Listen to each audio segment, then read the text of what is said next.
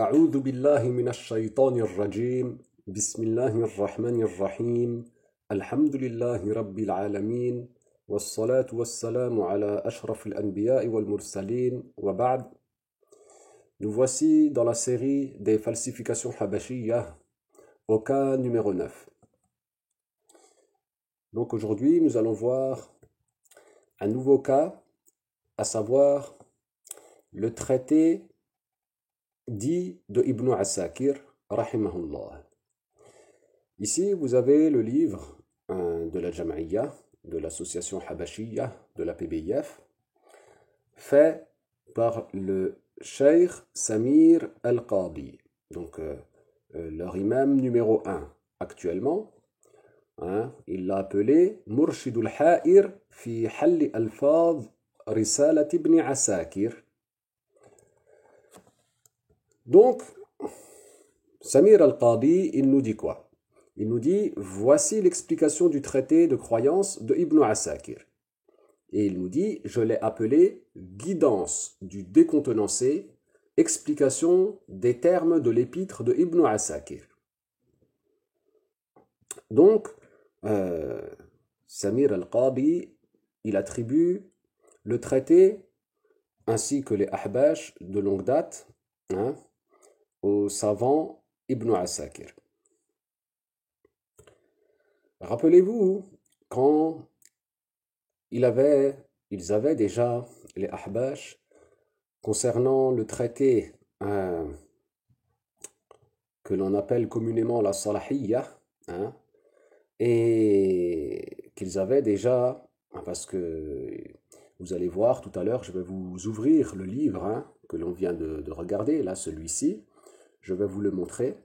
Et vous verrez que dedans, il explique, Samir Al-Qadi, que le livre qu'ils ont, rappelez-vous, ils l'ont falsifié une fois, ils l'ont falsifié une deuxième fois, ils l'ont muntakhabisé la troisième fois, rappelez-vous avec là le petit mot là, muntakhab, ils ont mis là, et qu'ils avaient falsifié, rappelez-vous, les deux fois précédentes, c'était sur cette édition-là, avec le changement de nom aussi du titre du livre, rappelez-vous, ici il nous disait Hada'iqul Fusul wa Jawahirul Uqul, et ici Hada'iqul Fusul wa Jawahirul Usul, qui est le vrai nom du traité de croyance de Ibn Hibatillah al-Makki. Donc, après avoir fait tout ce qu'ils ont fait, et donc il nous explique dedans ce livre, et je vais vous le montrer tout à l'heure, mais c'est juste pour vous mettre l'image à nouveau devant les yeux, que ceci, ce que vous voyez à l'écran, selon l'explication de Samir Al-Qadi, c'était ce que le sultan Salahuddin Al-Ayyubi, radiyallahu anhu, ce qu'il aurait fait apprendre dans les minarets aux enfants, etc. Que les enfants, ils apprenaient ça par cœur, nous dit-il. Alors, récemment, Samir Al-Qadi semble s'être rectifié, je vous le dis par honnêteté, comme on m'a signalé qu'il avait finalement remis les choses à leur place dans sa tête. Donc, ici, sûrement il s'est rectifié après l'explication du Cheikh Al-Munawi, qui lui a vraiment appris par cœur le traité la salahiyya, le traité Hada'iqul Fusul wa Jawahirul Usul, il l'avait appris depuis sa jeunesse, comme il avait une motivation supérieure au commun des gens, et donc il a attaché son cœur à ce traité de croyance-là, et il l'a appris malheureusement avec les falsifications habashiyya. Donc, bien évidemment, ça l'a touché, etc. Mais est-ce qu'il existe à l'heure actuelle un seul Habashi qui connaît par cœur ce traité de croyance-là, sans parler des enfants, parce qu'on nous disait, Samir, il nous disait que Salahuddin al-Ayyubi, rahimahullah, qu'il faisait apprendre ça aux petits-enfants. Regardez bien tout ce qu'il y a. Moi, je pense vraiment qu'il n'y a aucun Habashi qui connaît ce traité de croyance par cœur, et s'il y en a, ça doit être vraiment des exceptions vraiment très rares qui font penser à une goutte d'eau dans la mer. Donc, en fait, ce n'est pas ça hein, qui était enseigné, comme je vous l'ai déjà dit, par le sultan Salahuddin al-Ayyubi, rahimahullah. Mais c'est le traité de croyance que l'on va observer dans cette vidéo. Voilà, donc maintenant, nous voici sur Google hein, et on va aller sur le site ahbash.com pour trouver donc le livre de Samir al-Qadi en ligne. Donc le voilà, hein, c'est de là que je vous ai mis l'image. Voici, donc là c'est la première édition, 1999. Alors, qu'est-ce qu'il nous dit? Il nous dit quoi? Il nous dit, après la basmala, il nous dit Alhamdulillahi Rabbil Alamin, etc. Et ensuite il nous dit وبعد فإن رسالة الإمام فخر الدين ابن عساكر من الرسائل المهمة التي فيها بيان عقيدة أهل السنة والجماعة. Voilà, il nous dit, ceci dit, certes, le traité de croyance de l'imam Fakhruddin ibn Asakir est un traité de croyance essentiel dans lequel il y a l'exposition de la croyance de Ahlus Sunnah wal Jama'a. وقد أثنى عليها الحافظ صلاح الدين العلائي. Bon, et après il nous dit que voilà, le Hafiz Salahuddin al-Ala'i, il a fait l'éloge de ce traité de croyance et qu'il l'a appelé Al-Aqidatul Murshida. Ok. Etc. Et ensuite l'imam Tajuddin as-Subki, etc. Qui l'a retranscrit d'ailleurs intégralement hein, dans le livre Tabaqat al-Shafi'iyyat al-Kubra. Donc là, première édition, hein, et donc voilà, ils nous disent ملتزم الطبع دار المشاريع للطباعة والنشر والتوزيع.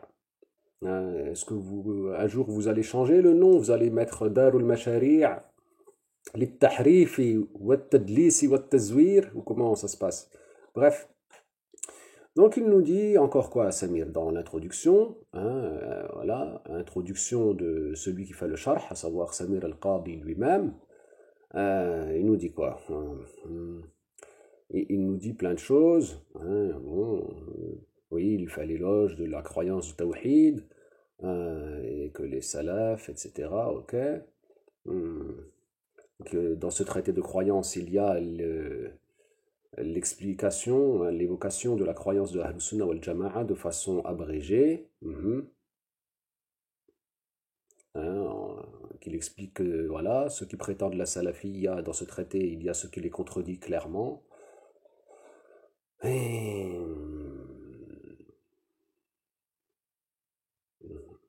voilà, et que voilà, ici il nous dit quoi?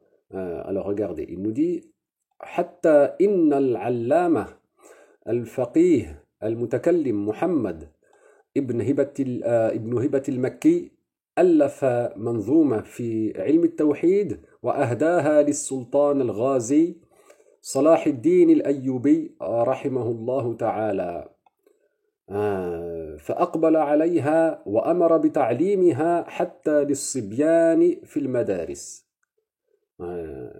Donc il nous dit en gros, voilà, le savant Ibn Hibatillah al-Makki, celui qui a fait le livre que vous avez vu là, la grande quantité, hein, et qu'il a donné ce livre-là, il a offert au sultan Salahuddin al-Ayyubi, et que ce sultan-là, il aurait fait apprendre ceci aux petits-enfants dans les écoles, aux enfants dans les écoles. Et ensuite, Samir al-Qadi nous dit فلهذا رأيت شرح رسالة الشيخ الفقيه فخر الدين بن عساكر الشافعي وهي رسالة موجزة, etc. Bon, en gros, il nous dit voilà, c'est pourquoi, afin d'aider les enfants. Alors moi, j'ai vu une bonne chose de faire l'explication du traité de croyance de Fakhruddin ibn Asakir, le Shafi'ite. Et comme ça, voilà, ça facilitera aux enfants, je leur ai facilité pour la compréhension, etc., etc. Bon, donc comprenez bien. Il nous dit encore, voilà, c'est à chaque fois le traité de Ibn Asakir, nous dit-il. Hein? En fait, en vérité, le traité de croyance qui était appris par les enfants et qui était enseigné sur les minarets, c'est le traité que vous appelez, Samir al-Qadi et les autres, le traité de Ibn Asakir. C'est pas le traité de Ibn Hibatillah al-Makki. Non, c'est pas lui. C'est pas ça. C'est pas le grand texte que vous avez vu, mais c'est ce que vous appelez le traité de croyance de Ibn Asakir. Ok. Donc voilà, là vous avez vu donc ce qu'il nous dit, Samir al-Qadi. Bon, allons sur les autres onglets. Regardez, le traité de croyance de Ibn Asakir, on est sur islam-pdf, overblog.com. Et voilà, vous avez le traité ici en français, hein, que tu peux télécharger en PDF, on peut cliquer un coup. Je ne sais pas si ça va prendre pour la vidéo. Bon, le traité de croyance de Ibn Asakir, il nous dit, le Cheikh Fakhruddin Ibn Asakir a dit, sache que Allah nous guide ainsi que toi-même, etc. Hein, ça c'est un site bien sûr habashi, et puis des fois ils utilisent voilà, ils essayent de se fondre dans la masse en ne mettant pas le chapeau à la place du ayn. Enfin bref. Vous voyez ici pareil, ils nous disent قال الشيخ فخر الدين ابن عساكر رحمه الله. Ici sur un autre site, on est sur Islam PDF. Ah non, c'est celui qu'on vient d'ouvrir. Ouais bon, c'est le même, je l'avais déjà fait. Donc ici, regardez dans mes mails, un mail qui date de 2009, hein, de Bella bint Ibrahim nalaton@hotmail.com, qui nous avait envoyé donc, regardez, faites suivre et tout ça, le traité de croyance de Ibn Asakir, nous dit-on encore. اعلم أرشدنا الله وإياك أنه يجب على كل مكلف أن يعلم أن الله عز وجل واحد في ملكه, etc. Ok. Et qui finit par ليس كمثله شيء وهو السميع البصير. Et c'était présenté encore une fois le traité de croyance du Cheikh Fakhruddin Ibn Asakir. Hein, vous voyez bien. Et donc, les Ahbash, ils ont répandu ça. Ils ont répandu ça que ce serait le traité donc de Ibn Asakir. Ils ont répandu ça sur terre en masse, hein, que ce serait donc de Ibn Asakir. Alors, regardez, hein, si vous regardez bien, alors je vais le faire à chaud parce que je ne m'étais pas préparé. Ah, ça, j'avais oublié. Alors, voilà, Aqida Ibn Asakir. Regardez, si vous allez sur Wikipédia, attendez, on va aller sur Wiki. Hein. Ou bien on va taper Al-Murshida plutôt. Alors, un peu de patience. Hein. Voilà, l'Aqidatul Murshida. Regardez. Là, regardez quand vous regardez bien. Hein, alors, attendez.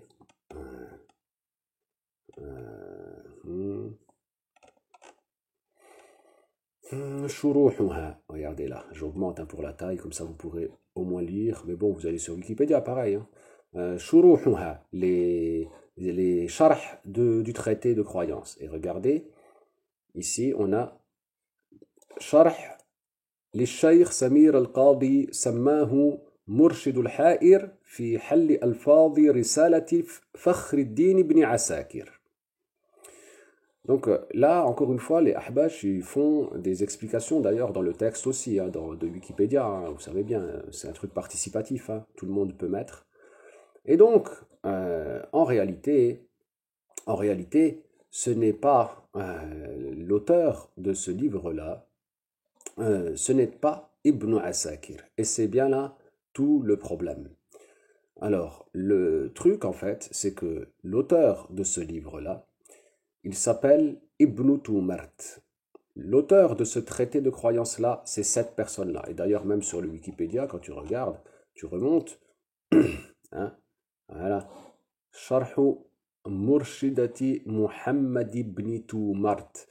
C'est lui l'auteur. Ibn Tumart, Muhammad ibn Tumart, rahimahullah, c'est lui l'auteur du traité de croyance, Al-Murshida. C'est lui l'auteur et c'est pas Ibn Asakir. Même si Ibn Asakir il l'a enseigné beaucoup de fois, ce n'est pas lui l'auteur. L'auteur, c'est, il faut remettre les choses à leur place. Hein. Il faut attribuer le livre à son auteur. Et l'auteur de ce livre-là, c'est Muhammad ibn Tumart. Alors Muhammad ibn Tumart, c'est une personne très importante dans l'histoire du Maroc. Donc c'est quelqu'un qui est donc amazir d'origine et qui a d'ailleurs fait sa da'wa aussi dans la langue amazir. C'est quelqu'un qui est très important dans l'histoire, donc à vous, les shloh et les rif, hein, bon, c'est quelqu'un qui est... tu trouves des informations assez contradictoires à son sujet, donc ce n'est pas le personnage le plus simple à étudier du point de vue historique, hein, mais par contre, c'est quelqu'un qui est très important du point de vue historique. D'ailleurs, il serait bien utile qu'un jour quelqu'un nous fasse une recherche complète, hein, ou bien qu'il nous expose si recherche complète il a déjà été sur ce personnage absolument essentiel, mais en gros, c'est lui l'auteur du traité Al-Murshida. Alors, vous voyez bien, Al-Aqidatul Murshida, hiya risalatun wajiza, etc. Voilà, Ilm al-Tawhid wa Usul din, hein, etc. Et c'est de Muhammad ibn Tumart. Bref. Donc, continuons. Donc voilà. Nous disions donc que l'auteur du livre, c'est Muhammad ibn Tumart. Et Samir al-Qadi et les Ahbash, ils nous disent que c'est Ibn Asakir.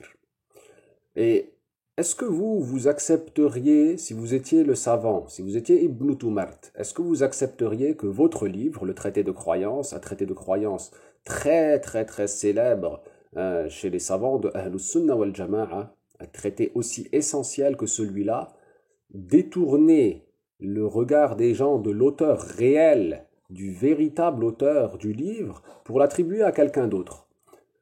Ibn Asakir, rahimahullah, il a enseigné ce traité de croyance, c'est vrai, beaucoup, mais c'est pas le seul à l'avoir enseigné, il y a beaucoup de sharh. Tu peux trouver beaucoup, hein. D'ailleurs avant vous avez pu regarder sur Wikipédia qu'il y en avait tout plein, hein, des gens qui ont fait l'explication du traité de croyance de Muhammad ibn Tumart. Et donc Ibn Asakir, ce n'est pas l'auteur de ce livre-là. Et ceci, les ahbash, les petits ahbash ne le savent pas.